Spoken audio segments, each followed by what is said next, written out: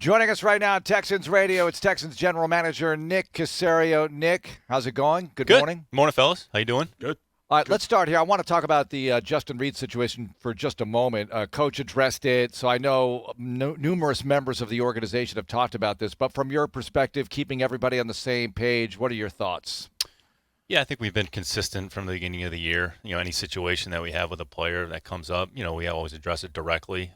Coach Culley had a conversation with Justin before the game, informed him of the decision, and we moved forward. Everybody was back in the building here yesterday, so we'll take it 1 week at a time. So, again, I think Coach handled it. Coach addressed it. I don't really have anything to add. I think any conversations that we have, with a player about whatever the situation is, we always keep it between ourselves and the player. It's not something that, we're going to discuss publicly. Nick, Sunday against the Jets, you get out to the 14-3 lead, then obviously they climb back and get in the ball game. What were your overall thoughts of coming out of Sunday, unfortunately, with the loss to the Jets? Yeah, each week, usually the game's going to come down to a handful of plays, 6 or 8 plays, whatever it is. And in the case on Sunday, the Jets made those plays and we didn't. Going back to Tennessee, we were fortunately able to make those plays. So, there was probably a handful of plays in the game that ultimately determined. And in the end, we didn't execute well enough, whether it was offensively, defensively, in a kicking game. And as a result, the score and the result ended up being what it was. Running the ball has been difficult, but early on in that game, you had some cracks there. You were able to get some yardage on the ground and get some things moving. You had some momentum offensively that had been difficult to achieve previously. Yeah, we moved the ball at different points. We were able to create some movement on the line of scrimmage. Had some decent double teams on the left side with Titus and Lane. So, there were pockets of opportunities there, and we were able to gain, 3 or 4 yards of carry or 4 yards of pop, whatever it was, and try to put ourselves in, more manageable situations. So I think the biggest thing from a team perspective is just doing things at a more consistent level, play after play after play, and not necessarily kind of one play here, one play there. And, if we're able to do that, then we'll give ourselves a better chance. Nick, Titus Howard is inspiration for this question, but I think about a lot of this when it comes draft time too, because there are times when you watch a player in college and you go, he's not a center, he's a guard, or he's not an outside linebacker, he's an inside linebacker, or he's this. When you have a guy like Titus who has capability of playing guard, but he's played a lot of tackle in college, how difficult is that for you and your staff to kind of look at a guy and go, well, we think he's this, versus, he's really comfortable playing the other position, but we really think he's – how do you kind of go through all of that, and how does Titus kind of get caught in the cross-section of that in some sense? No, it's an interesting thought, and I think what you'll find is each team has a different philosophy on that. I think some teams will say, okay, if a guy's not this tall, this arm length, he's automatically going to play here. And I think what you have to do, you have to keep an open mind. I think what you have to be careful of is, a player that, let's use Rashawn Slater as an example. So, played left tackle at Northwestern, was 6'3", 6'4" and change, whatever he was. So I think the inclination is, okay, that player's automatically going to move inside and play guard. Well, okay, when you move from tackle to guard and there's really no evidence of that, is that the best decision? Is that the right decision? So certain players can handle that move better than others. Yeah. I would say, philosophically, if a tackle's a tackle, leave him at tackle until he can't play tackle, which I think Slater, arguably has been one of the best offensive tackles in the league. And there was a discussion about is he a tackle, is he a guard?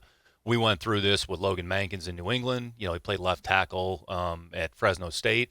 And then from day one, we moved him inside, and he played guard. And he had a 10, 12-year career as one of the better guards in the league. So some players are able to handle the adaptation, the adjustment, moving from one position to the other. I think with the inside positions, there's probably a little bit more flexibility because other than putting a hand on it, center has to be able to put their hand on the ball. Right. You have to be able to snap the ball. So if a player can't do that and handle all the communication, everything that goes along with it, then maybe he's a guard only. So I think you have to be careful of, okay, this guy's this certain size, he can only play this position. I would say philosophically that's not something that we're going to do moving forward, but every team has a different belief on that as it pertains to Titus. So Titus played more right tackle than he did at Alabama State, if I remember correctly. Yep. Got a few snaps at left tackle at the Senior Bowl, and then when he started his career here, I think they tried him inside at guard and then moved him back out there at tackle. And I think when we started the season, with the team, our philosophy is always we're going to put the best people out there regardless of who they are. So when we started the year, we felt our best 5 included Cannon at right tackle, Howard inside at right guard, and then the left side with the LT, and then Max at the time or whomever was our left guard. So I'd say from a mental standpoint, a lot of the information is similar. It's just sort of recalibrating just placement, footwork, those types of things and techniques. And I'd say to Titus's credit, Titus is a smart kid. He's a smart kid. He works hard. Yep.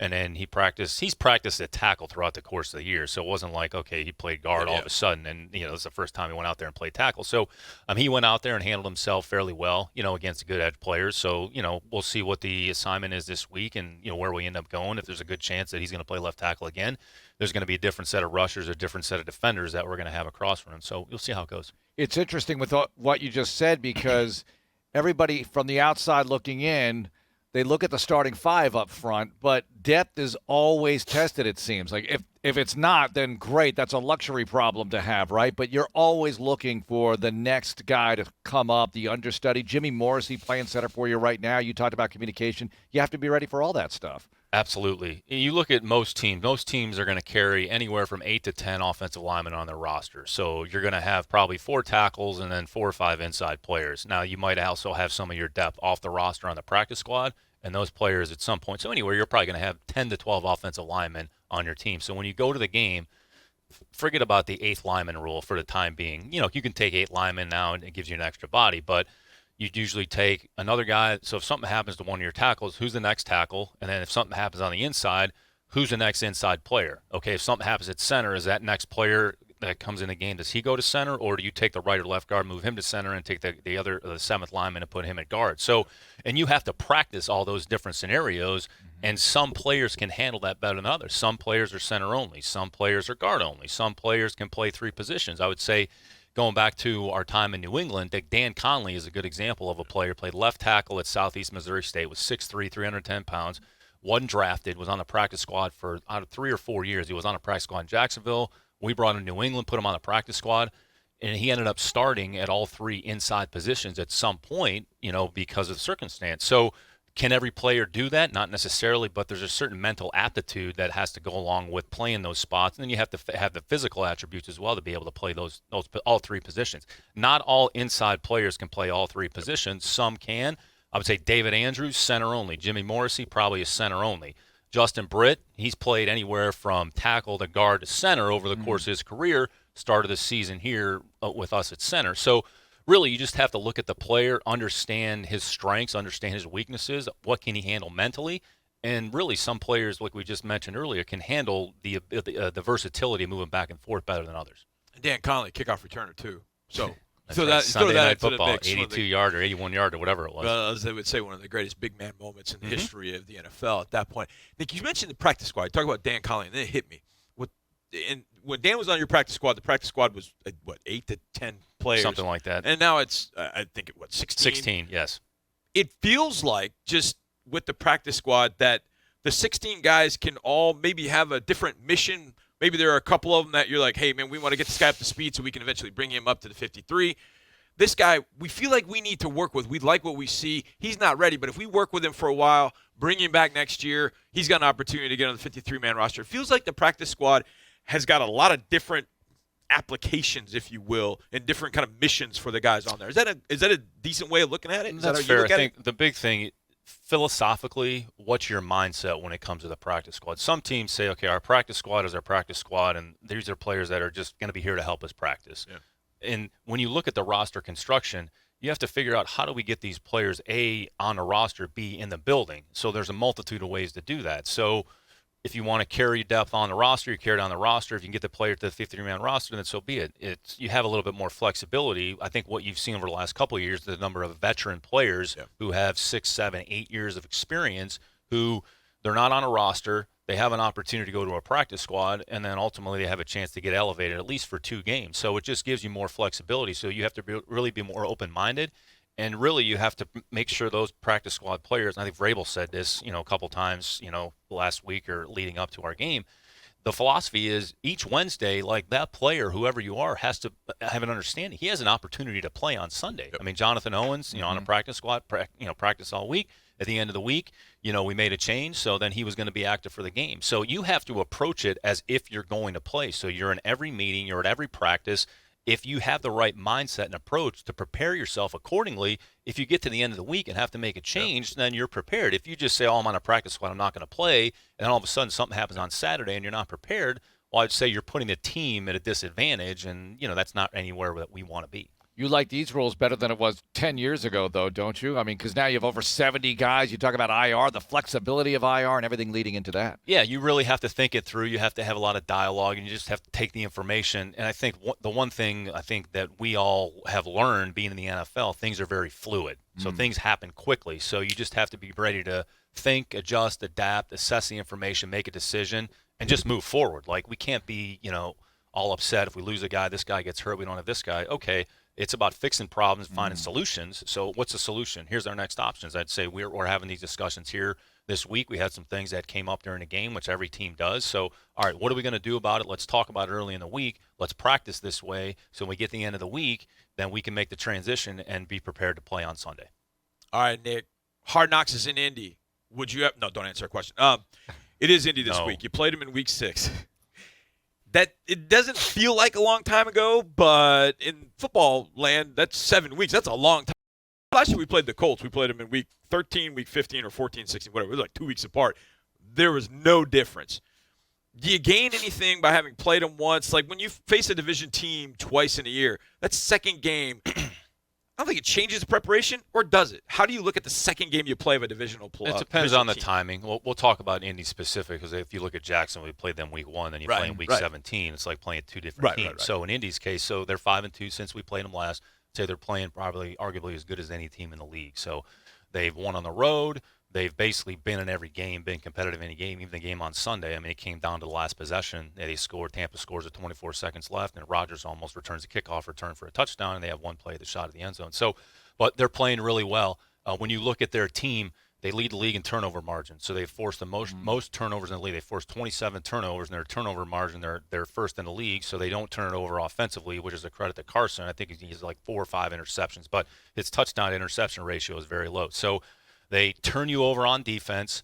They don't turn the ball over offensively. They have one of the best running games in the league. They have one of the best players. I think Jonathan Taylor leads the league in scrimmage yards.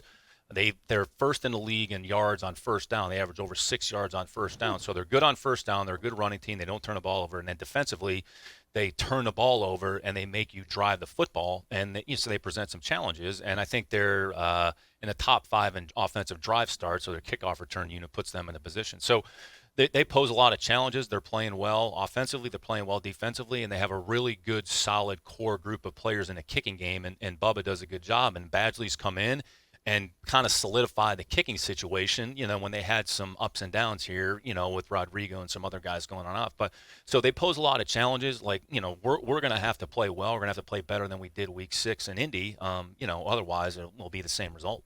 Well, you had a very close game going there at the half. It was 10-3. You were hanging in there with them, and I know the pick led to another score, and it kind of snowballed from there. But what does that do for you to know that, hey, we can play with them, we just have to get over the hump here? Yeah, it comes down to execution. So we actually offensively moved the ball at different points. We were able to complete some passes. I mean, Davis played well in the game. They were able to played decent on third down.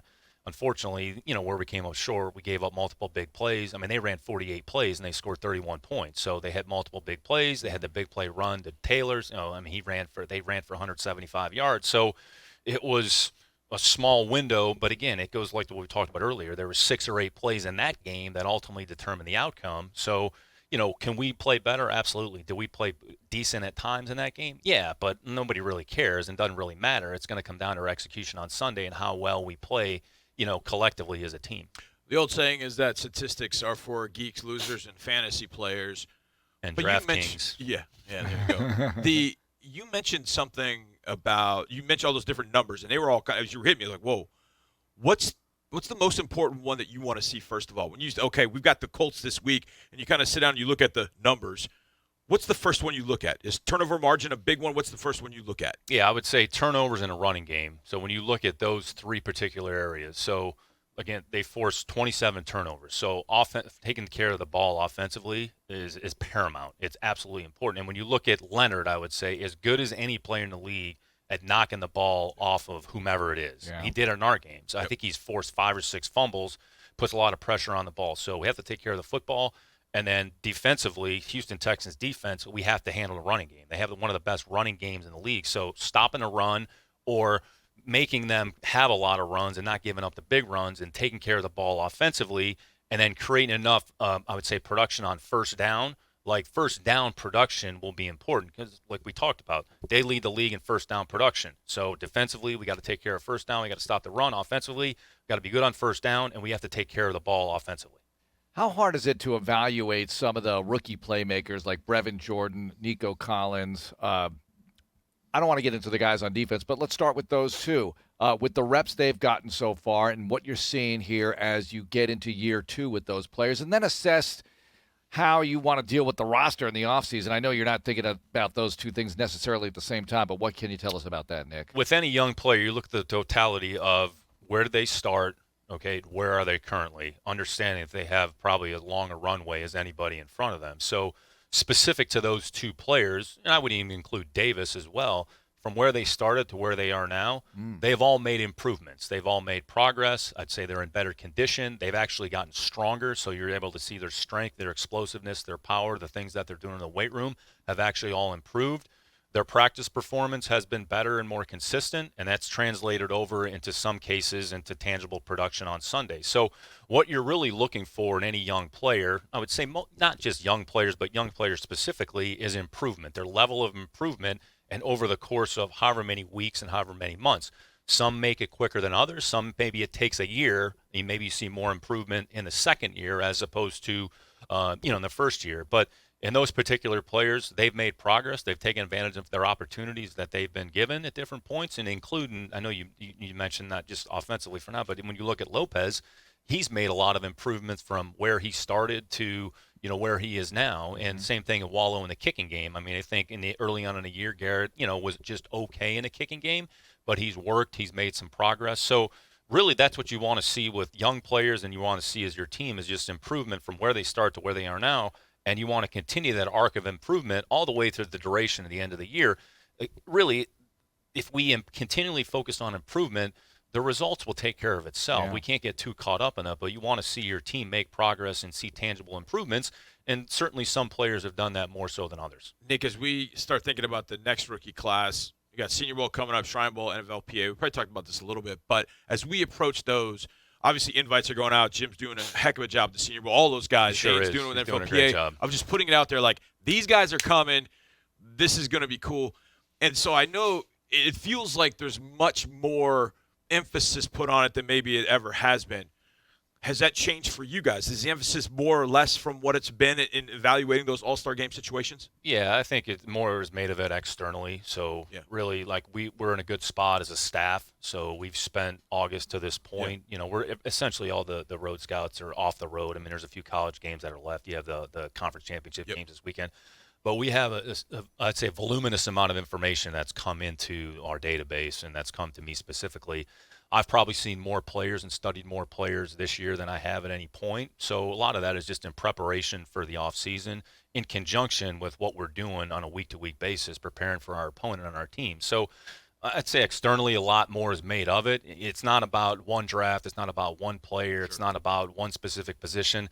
Really, it's about understanding the players, understanding who's going to be available. We haven't even had the declarations of the underclassmen yet, so that's a whole separate pool of players that we're going to find out in mid-January, mid-February, end of January. So the most important thing for us is to go through our process, take the information. We're going to have our first set of draft meetings here coming up in a couple weeks, so kind of start the initial discussions.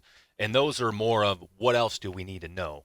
Okay, this player maybe has a few more question marks than this player. This player is clean as a whistle. All right, let's put him over here. Let's just make sure we're going to the evaluation.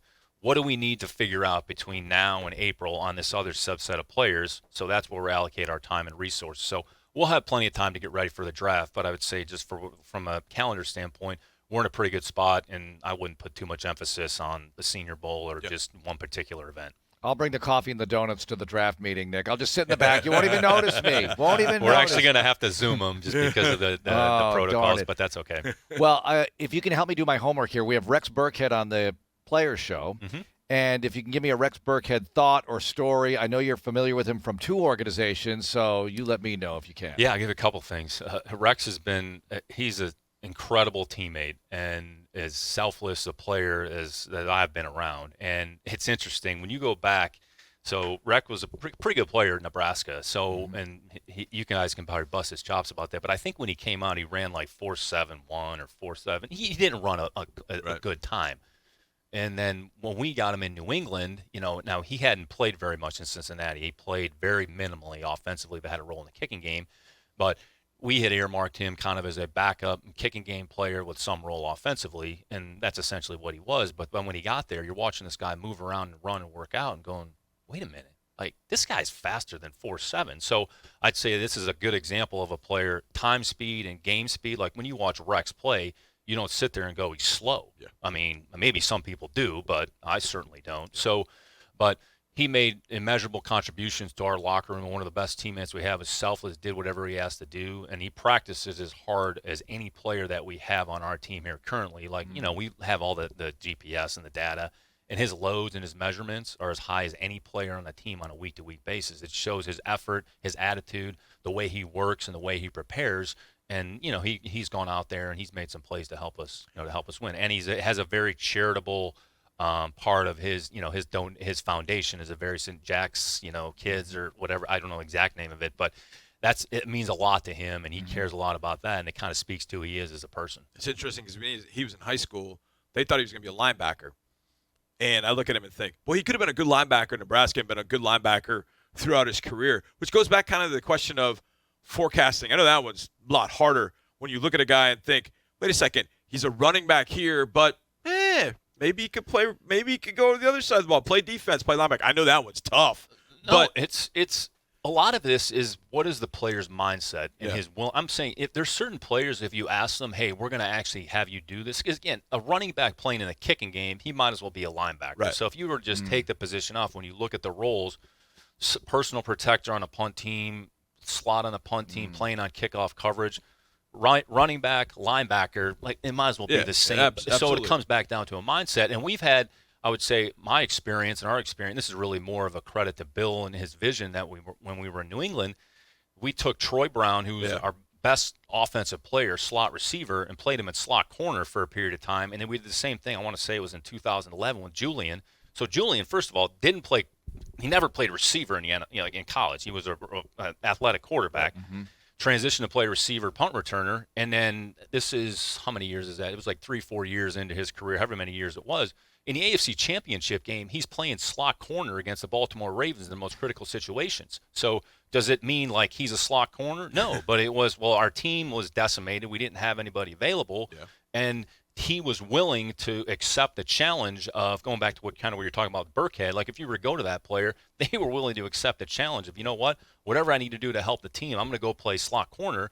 And he actually ended up breaking up a pass on Bolden and like on second or third down when they had the ball in a red area. So this all goes back to mindset and the attitude of the player, which I think part of our responsibility is to bring as many players in the building that have that type of mindset, and whatever position they play, whether it's guard to tackle, whether it's running back to linebacker, whether it's running back in the kicking game, then we'll kind of have to put that all together and then put the team out there. So how much of that valuation of that dude's a football player comes into it? I mean, I know it sounds kind of hokey, but how much does that sort of come into it? Like, this dude's a gamer. You hear that all the time. He's a gamer. He's a football player. Does that factor in? Yeah, I would say just if you're asking the Houston Texans organization, our philosophy, like I care more about is a guy a good football player or not. Like we can get in all the measurables and how tall he is and how long his arms are and all that, but is a guy a good football player or not? Okay, we'll figure out what to do with him and put him in the best position to maximize his ability. And then you look at some of the other attributes that go along with it. But to your question, John, I would say if a guy's a football player, he's a football player, and we'll figure out what to do with him. Nick, thanks so much for the time. Good luck this week. Thanks, guys.